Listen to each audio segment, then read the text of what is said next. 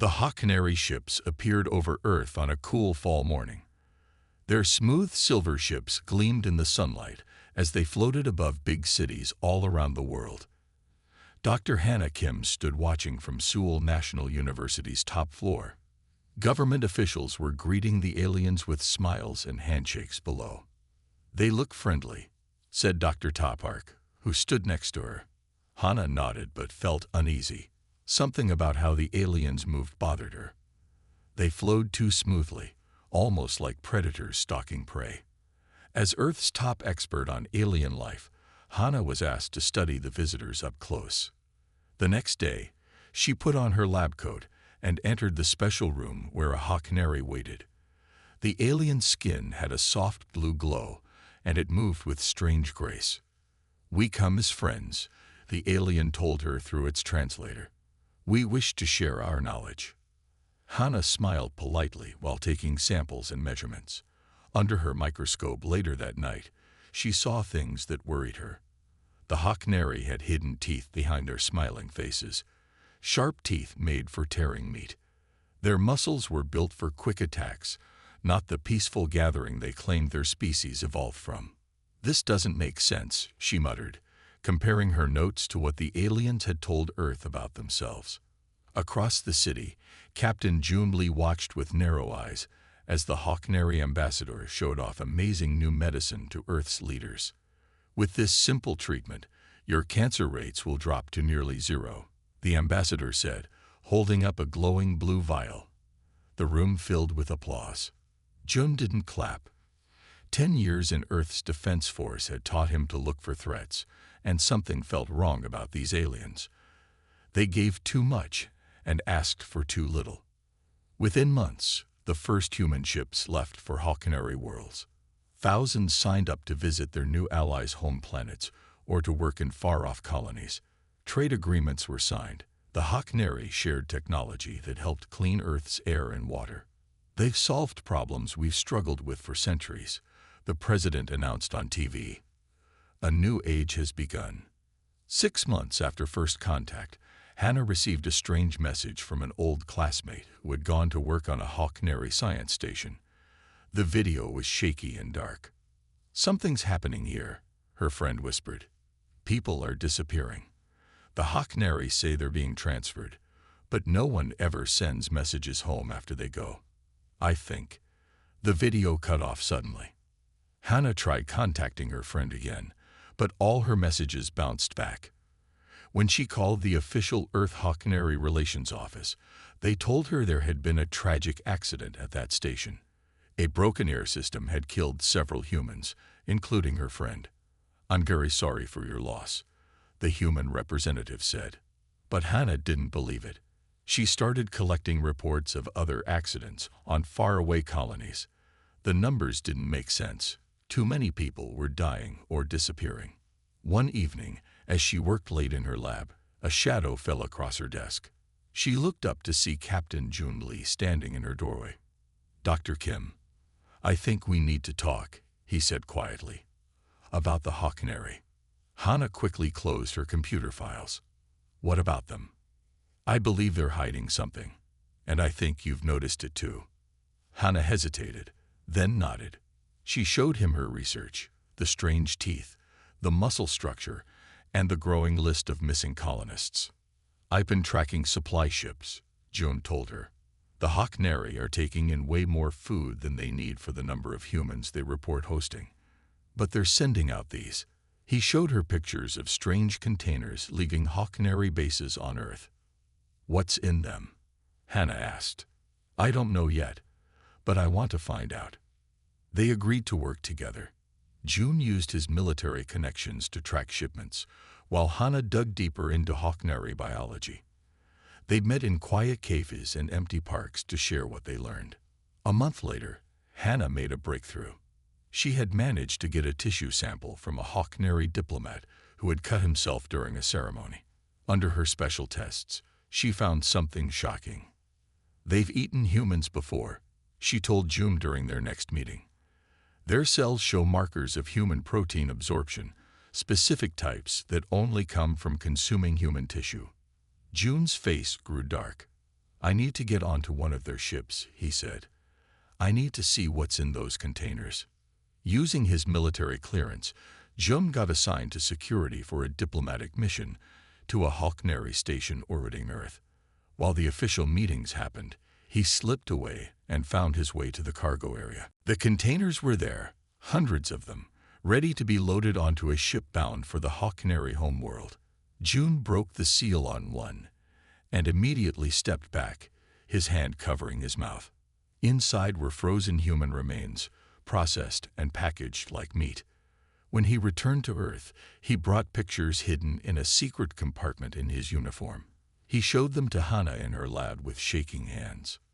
"We need to warn everyone," she said, her voice barely a whisper. "They control all the main communication channels now," Jun replied. "And they have ships positioned above every major city. If we go public without a plan, they might just decide to stop pretending to be friendly." Hannah looked back at her research notes. "Then we need to find their weakness," she said firmly. "Every species has one. We just have to discover what the Hawknery are afraid of." They began building a secret network of people who suspected the truth or had lost family members to accidents in Hawknery space. Soldiers, scientists, engineers, people with skills who could help when the time came. Because now they knew the horrible truth. Earth hadn't made new friends among the stars. They had met new predators, and humans were on the menu. Captain Jun Lee sat alone in his small apartment, the blue light of his computer the only illumination. A message alert blinked on his screen. The sender was unknown, but the code at the beginning told him it came from Colony 7, one of the furthest human outposts near Hawknery space. He clicked to open it. The video was shaky and dark. A human worker, face dirty and eyes wide with fear, spoke in hurried whispers. "This is Tech Supervisor Min from Colony 7. You need to see this." The camera turned to show a large room.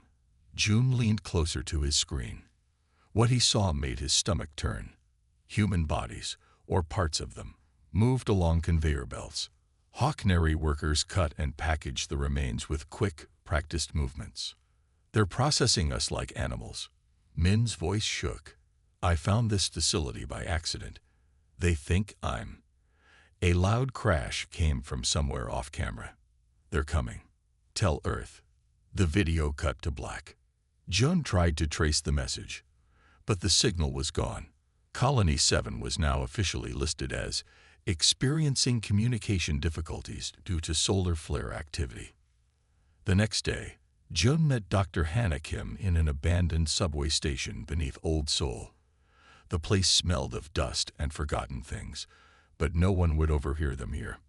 "We need solid proof before making accusations," Jun said after showing her the video. "One video that could be fake won't convince the world leaders." Hannah's face was serious in the dim light. "I've been studying their language, really studying it. Their word for ally sounds almost identical to their word for resource stock, and their term for diplomatic visit shares root sounds with inspection of goods." "That could be coincidence," Jun said, though he didn't believe it. "I don't think so. Look at this."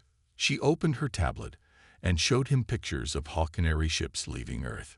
"These cargo containers, they're refrigerated.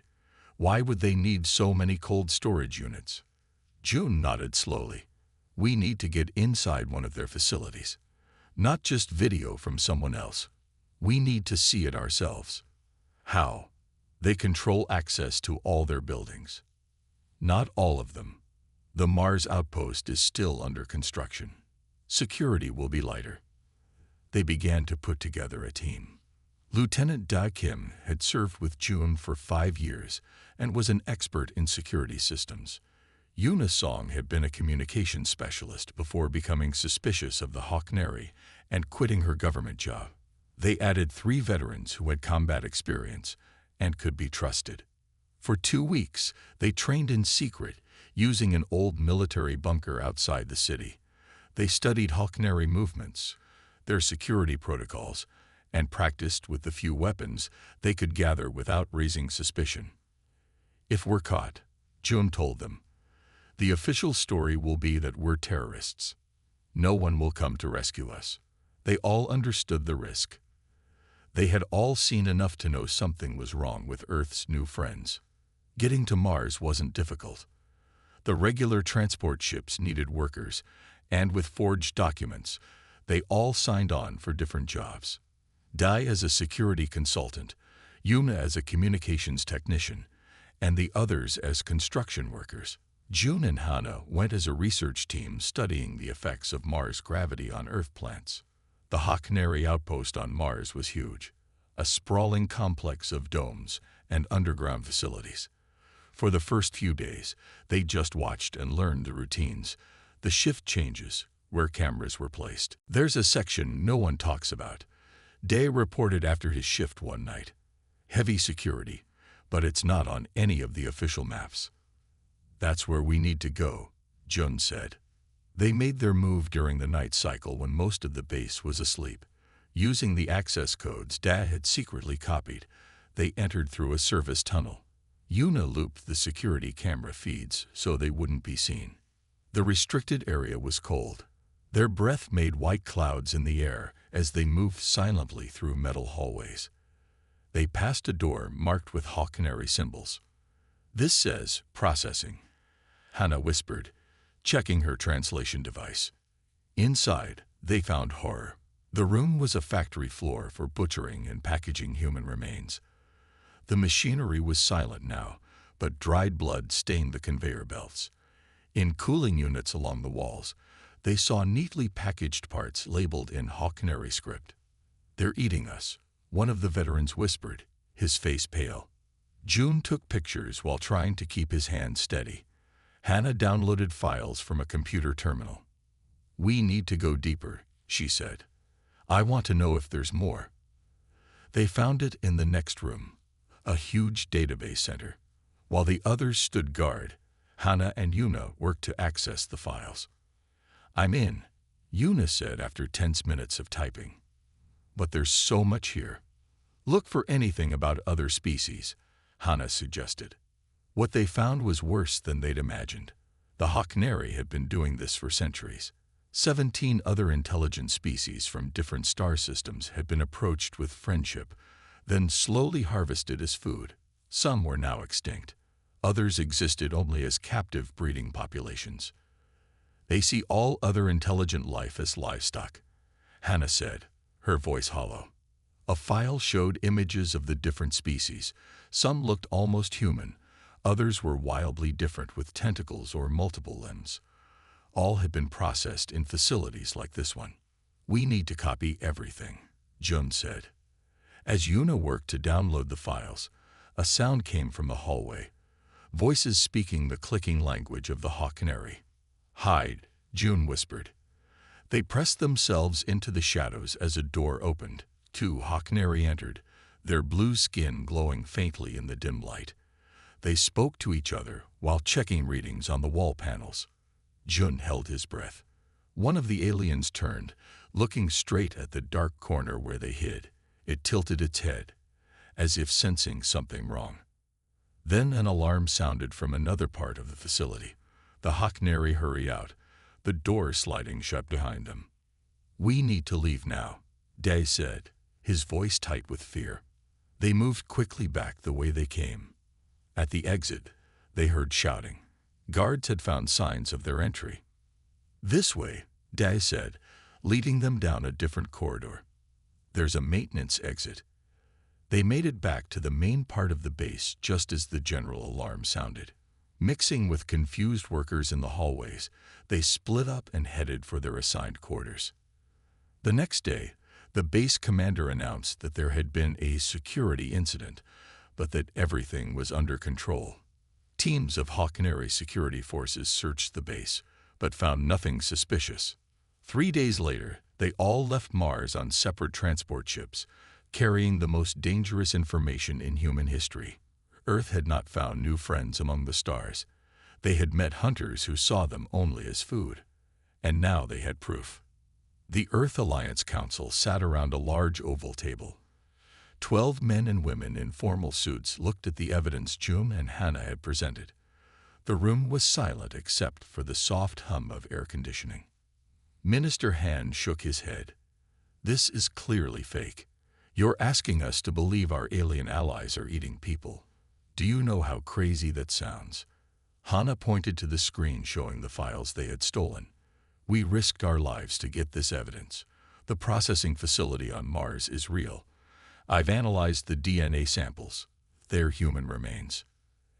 Anyone can fake DNA results these days, said another council member. And these videos could be created with good effects. June stepped forward. People are disappearing from colonies. Families are asking questions. We can't ignore this. Minister Han stood up. Captain Lee, you've had a good career until now. I suggest you drop this nonsense before you ruin it completely. And Dr. Kim, your research funding comes from this council. Remember that. They were escorted out of the building by security guards. Outside on the steps of the Alliance headquarters, Hannah turned to June. They won't listen because they don't want to believe it. We need something they can't deny. Like what? We've shown them everything we have, Jun said, his voice tired. I don't know, but we need to keep trying. 3 days later, fate gave them the proof they needed. It was a normal afternoon in Sydney, Australia. People walked along the harbor, enjoying the sunshine. High above, a Hawknery transport ship moved across the blue sky. Then something went wrong. The ship's engines flared bright red. It tilted sharply and began to drop. People pointed and shouted as the large ship fell toward the city. Emergency systems must have activated because the ship changed course at the last moment. Instead of crashing into the crowded downtown, it hit the water of the harbor. The impact was still huge. Water exploded upward like a volcano. Buildings shook. Car alarms went off across the city. Rescue boats rushed to the crash site. They expected to find Hawknery crew members who needed help. Instead, they found horror. The ship had broken open. Floating in the water and washing up on shores were containers, hundreds of them. Some had burst open, spilling their contents, human body parts, neatly processed and packaged like meat. News cameras captured it all. The images went around the world in minutes. Rescue workers in masks and gloves collecting human remains. Close-ups of the packaging labels showing colony names and dates. A child's toy floating next to packages of what had once been people. Hana was in her lab when the news broke. She watched the live footage with her hand over her mouth. Her phone rang. It was June. "Are you seeing this?" he asked. "Yes, it's terrible. But now everyone knows." Across Earth, the reaction was instant and overwhelming. Crowds gathered outside Hawknery embassies. People demanded answers. Families of missing colonists held up pictures of their loved ones, asking if they had been eaten. The Earth Alliance Council called an emergency meeting. This time, they couldn't dismiss the evidence. It was floating in Sydney Harbor for all to see. The Hawknery ambassador was brought before the council. The meeting was broadcast live to the world. Minister Han's voice shook with anger. "Explain what was found on that ship. Tell us these aren't human remains." The ambassador stood tall, his blue skin glowing under the lights. For a moment, he was silent. Then something changed in his posture. He seemed to stand straighter, and when he spoke, his voice had a new coldness. "I see no point in continuing this deception. Yes, we process humans for consumption. Your species is particularly flavorful, especially your young." Gasps filled the council chamber. Minister Han's face went pale. "How dare you? We welcomed you to Earth as friends." The ambassador made a sound like dry laughter. "You welcomed us because you are simple and trusting.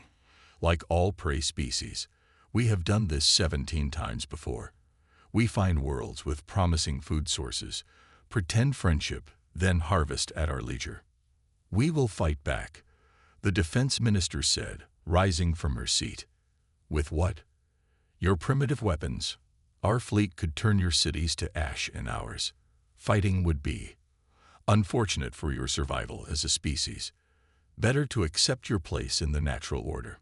The broadcast cut off suddenly, But clips of the ambassador's speech spread across all media. Panic erupted in cities worldwide. Some people fled to rural areas.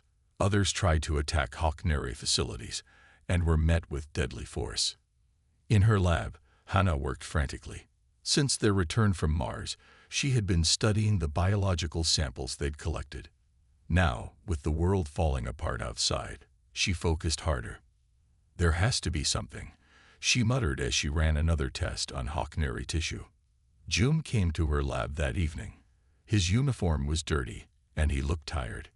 The military is mobilizing, but we don't have weapons that can penetrate their ship shields, and they've taken control of most satellite systems.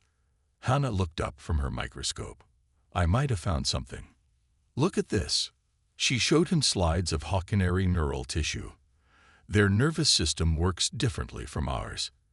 It uses electrical signals, but at a very specific frequency. When I expose the tissue to certain electromagnetic waves, it stops functioning completely.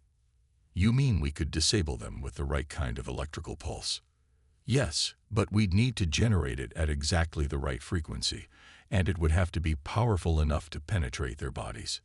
June thought for a moment. Could we modify communications equipment to broadcast at this frequency? Maybe. We would need engineers, access to broadcasting stations. A loud explosion shook the building. They ran to the window. In the distance, they could see one of the Hawknery ships firing on a military base. It's starting, Jones said quietly. Hannah grabbed his arm. We need to move fast. Help me pack this equipment. We need to find somewhere safe to work. As they loaded her research into June's car, the sky filled with more Hawknery ships. Reports came in of attacks on major cities worldwide. The invasion had begun. But now humanity knew the truth, and in Hannah's research notes lay a possible way to fight back. A specific frequency that could be their weapon against the monsters who saw them only as food. Where are we going? Hannah asked as they drove away from the burning city. To find people who can help us build your weapon, Jun replied, his eyes fixed on the dark road ahead. The Hawknery think we're just meat. It's time to show them how dangerous we can be. The old factory deep underground had once made car parts. Now it buzzed with activity as humans worked to build weapons that might save their species. Hannah moved between workstations, checking progress and answering questions. 3 months had passed since the Hawknery had dropped their friendly mask. Major cities lay in ruins. Millions were dead. The aliens controlled the skies and were taking more humans to their processing centers every day. But humanity wasn't giving up. The frequency modulator is working, said Sue, an engineer who had escaped from a Hawknery slave ship. She pointed to a device that looked like a mix between a satellite dish and a radio transmitter. We can now broadcast the disruptive frequency up to 1 kilometer. Hannah nodded, pleased. Her discovery of the Hawknery neural weakness had given Earth its only real hope.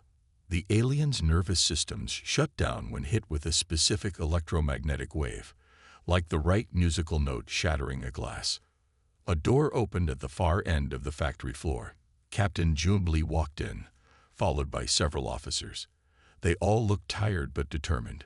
Dr. Kim, Jun called. We need your latest devices. We're heading out tonight. In the 3 months since the invasion began, Jun had risen quickly through the ranks of Earth's remaining military forces. Now he commanded the Liberation Fleet, a mix of captured Hawknery ships and modified human vessels. Hannah led him to a secure room where the newest weapons waited. These handheld disruptors have triple the range of the earlier models, she explained, showing him a device that looked like a bulky flashlight. And this, she pointed to a larger unit, can be mounted on ships. It should affect Hawknery through their vessel walls. Jun picked up one of the smaller devices. With these, we might finally be able to free Colony Outpost 7. Our scouts report it's become a major processing center. Later that night, 5 ships left Earth under cover of darkness. They carried 200 soldiers and Hannah's new weapons. Jun commanded from the lead ship, a Hawknery vessel they had captured and modified. "The Hawknery don't expect us to attack," Joan told his officers as they approached Colony Outpost 7. "They think we're beaten." The colony came into view, a dome-shaped structure on a distant moon. Lights showed activity inside. Hawknery ships patrolled nearby. "Now," June ordered. Their ships broadcast the disruptive frequency at full power. On the Hawknery patrol vessels, the blue-skinned aliens collapsed, their nervous systems overloaded by the invisible waves. Soldiers in protective suits boarded the enemy ships. Ground teams broke into the colony dome. Inside, they found humans in cages, waiting to be processed. The rescue teams freed them while fighting the few Hawknery who had been shielded from the frequency weapon. But the biggest surprise came when they reached the lowest level of the colony. "Captain, you need to see this," called Lieutenant Da Kim over the radio. June found him standing before a massive holding area. Inside were creatures unlike anything they had seen before. Some were tall and seemed made of crystal that caught the light. Others had fins and large eyes. Some looked almost human, but with strangely colored skin. Other victims, June realized.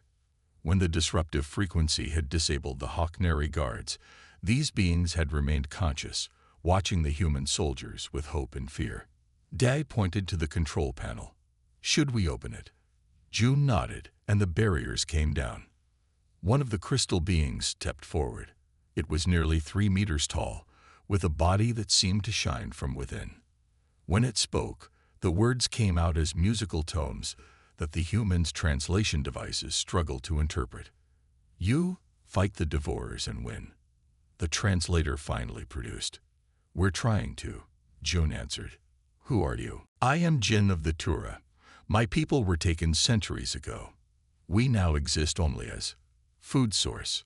Over the next hours, as they evacuated the colony, they learned more from the aliens they had freed. The Hawknery, or devourers as many called them, had been capturing and eating sentient species for thousands of years. They find worlds with promise. Pretend friendship, then harvest, Jin explained as their ship headed back to Earth. None fight back successfully, until now. On Earth, the arrival of the alien survivors caused excitement and hope. Here was proof that humanity wasn't alone in fighting the Hawknery. Hannah organized a meeting with scientists from each species. In a large underground bunker, beings who had never seen each other before shared what they knew about their common enemy. The amphibious Merle had detailed knowledge of Hawknery ship systems. The insect-like Vril understood their communication networks. Each species contributed something valuable. "Together, we might actually win this war," Hannah told June as they watched the aliens work with human scientists. More liberation missions followed. Each success brought new allies and more knowledge. A month later, June commanded a fleet of 30 ships, some human, some captured Hawknery vessels, and some contributed by the freed species. The Liberation Fleet, as Earth called it, grew more bold. They attacked Hawknery supply lines. They freed more colonies and processing centers. Word spread among the enslaved worlds that freedom was possible. The Hawknery responded with brutal force. They destroyed entire cities as punishment for resistance, but each attack only strengthened humanity's resolve. 6 months after the Sydney crash had revealed the awful truth, representatives from 20 liberated species met on Earth. In an old stadium, now serving as headquarters for the resistance, they formed the Free Sentience Coalition. "For too long we suffered alone," Jin of the Tura told the gathered leaders. "The Hawknery kept us separate, made us think we were the only ones. But now we stand together." The coalition combined their technologies and knowledge. The Crystal Tura provided energy systems far beyond human capability. The Merle shared water filtration that helped feed Earth's displaced populations. Human scientists contributed the neural disruptor technology. Hannah led a mixed team of scientists working to improve the weapons. They discovered ways to shield friendly species from the disruptive effects while targeting only Hawknery biology. "The next generation disruptors can affect an entire Hawknery base at once," she explained to the coalition leaders. and we found ways to broadcast the frequency through their own communication networks. In a private moment after the meeting, June found Hannah looking at star maps showing known Hawknery territories. "We're making progress," he said. "6 months ago, we were nearly defeated. Now we're taking the fight to them." Hannah nodded. "But their homeworld is still protected by massive fleets, and we know they have breeding worlds where they keep their food sources. One step at a time," June replied. "The Hawknery have been predators for thousands of years. They never expected their prey to fight back so effectively." That night, as the Coalition fleet prepared for its largest operation yet, an attack on a major Hawknery stronghold, Hannah looked up at the stars from the roof of their base. Somewhere out there, the Hawknery were planning how to crush this unexpected resistance. But for the first time since learning the horrible truth about Earth's allies, she felt real hope. Humanity had not only survived, but had united the Hawknery's victims into a fighting force. The hunters were becoming the hunted, and the next phase of the war was about to begin. The massive fleet gathered at the edge of the Hawknery star system. Over 500 ships from 23 different species formed a silent armada against the black of space. At the center, the command ship carried the leaders of the Free Sentience Coalition. Captain June Lee looked at the tactical display showing the Hawknery homeworld ahead. After 2 years of fighting, the Coalition had pushed the enemy back to their home system. This would be the final battle. "All ships report ready," said Lieutenant Munn, his face lit by the blue glow of the screen. June nodded. "Begin the approach. Tell all vessels to activate neural shields." The fleet moved forward. On the planet below, the Hawknery had no idea what was coming. They had ruled the stars for thousands of years, seeing all other life as mere food. Today that would end. In the science bay, Dr. Hannah Kim checked the special device one last time. It was the size of a small car, with parts contributed by many alien allies. This advanced neural disruptor could affect an entire planet if placed at the right spot. "The device is ready," she told the mixed team of scientists around her. A Tura crystal being, a Merol water breather in a special suit, and several humans nodded with serious faces. "Remember," Hannah continued, "we need to reach the central Merol hub beneath their capital city. Their entire command network connects there." The first Hawknery defense ships appeared on screens. They fired green energy beams that cut through space. The battle had begun. June's voice came over the speakers. "Ground teams prepare for deployment. This is what we fought for. Today we free not just ourselves, but all beings they have hunted." The Coalition fleet split into 3 groups. One engaged the Hawknery ships directly.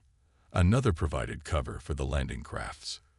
The third targeted defensive installations on the planet's surface. Hannah joined the ground team. Their ship shook violently as it entered the atmosphere. Through the windows, she saw the Hawknery capital, a vast city of towering blue structures. Explosions flashed across its surface as the space battle continued above. Their landing craft touched down in a park near the city center. The doors opened, and Coalition soldiers rushed out, weapons ready. Hannah followed with her science team, the neural disruptor floating on a gravity platform behind them. "The central hub is 2 kilometers that way," she said, checking her scanner. "Underground."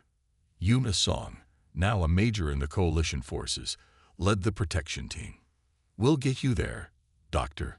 Move out." They advanced through streets filled with panicked Hawknery civilians. Unlike the military Hawknery they had fought, these looked smaller and less threatening. They fled at the sight of the Coalition forces. "Remember, we're not here for revenge," Yuna reminded her soldiers. "We disable the hub. We end the war." A group of Hawknery security forces appeared ahead, firing energy weapons. The Coalition team took cover behind fallen debris. Yuna signaled to her soldiers, who activated portable disruptors. The Hawknery guards fell, their nervous systems overloaded. "Keep moving," she ordered. They reached a large circular plaza. In the center stood a monument showing Hawknery standing over other species, a symbol of their dominance. The entrance to the hub is below that monument, Hannah said. Suddenly, the air filled with the sound of engines. Hawknery dropships descended, surrounding the plaza. Elite troops poured out, wearing special armor that shielded them from the basic neural disruptors. They know what we're trying to do, Dag Kim said, raising his weapon. Everyone protect the device. The battle that followed was fierce. Coalition soldiers fought bravely, but the Hawknery elites were powerful enemies. Yuna led a team that pushed forward, clearing a path to the monument. Go, she shouted to Hannah. We'll hold them off. Hannah and her science team rushed forward with the device. Behind them, Yuna fired her weapon until a Hawknery energy blast hit her directly. She fell without a sound. Yuna, Dai shouted, running to her side. Another blast caught him in the arm, tearing it away. He screamed but kept fighting with his remaining arm. Hannah reached the monument and found the hidden entrance. Her team descended into darkness, down a long spiral ramp. Above them, the sounds of battle grew fainter. At the bottom, they found a vast chamber filled with glowing blue technology. This was the neural hub, the central control system for the entire Hawknery Empire. From here, they controlled their ships, their weapons, and the neural networks that connected all Hawknery. Set up the device here, Hannah instructed. As they worked, a door opened on the far side of the chamber. 5 Hawknery in ornate robes entered. Unlike the others, these moved with slow dignity. The elders, rulers of their species. You cannot succeed, the tallest elder said in perfect human language. We have ruled the stars since before your kind learned to make fire. Hannah faced them without fear. Your rule ends today. Not just for humans, but for all species you've hunted and enslaved. We follow the natural order. The strong consume the weak. Then today, you learn what it means to be weak, Hannah replied, activating the device. It hummed to life, generating the precise frequency that disrupted Hawknery neural patterns. The elders collapsed immediately. Through the hub connections, the effect spread outward, following the neural network that linked all Hawknery together. Across the planet, Hawknery fell unconscious. In orbit, their ships drifted powerless as their crews collapsed. Throughout the galaxy, on every world they controlled, the effect cascaded through their networks. Hannah's team secured the hub, locking it down so the effect would continue. Coalition forces moved in to take control of key facilities across the planet. 3 days later, when the Hawknery began to awaken, they found their world under new management. The Coalition controlled their weapons, their ships, and their neural hub. In the Grand Chamber where the Hawknery elders had once ruled, representatives from all formerly enslaved species gathered. June, now Admiral Lee, led the proceedings. Dai Kim stood at his side, a new mechanical arm replacing the one he had lost. Today we sign the Sentient Rights Accord, Jum announced. This document establishes laws against the exploitation of intelligent life. Never again will one species feed on another. The Hawknery, stripped of their power, were confined to their homeworld under supervision. Their victims, some enslaved for thousands of years, were finally free. After the signing ceremony, Hannah unveiled a memorial in the central plaza. It showed figures of all shapes and sizes standing together as equals. At its base were written the names of millions who had been lost. Today marks not just our liberation, she told the gathered delegates, her voice strong despite her exhaustion, but our commitment that no species will ever again suffer what we endured. That night, Jum found Hannah looking up at the stars from a balcony of the former Hawknery palace. What are you thinking about? He asked. All the worlds out there, she replied. How many other species might be waiting to be discovered, or needing help? The Coalition is discussing forming a permanent peacekeeping force, Jum said. To explore, to protect. Hannah smiled. From prey to protectors. Not a bad change. In the years that followed, the freed civilizations began to rebuild. The Tura returned to their crystal cities. The Merrill reclaimed their ocean worlds. Humans helped coordinate it all, having proven themselves not just survivors but leaders. The Hawknery learned to live without consuming other thinking beings. Some even joined the coalition eventually, ashamed of their past and eager to make amends. Among the stars, a new peace took hold, fragile at times, but guarded by those who knew the cost of freedom. Humanity, once marked for harvesting, had instead sparked a revolution that changed the galaxy forever. The end.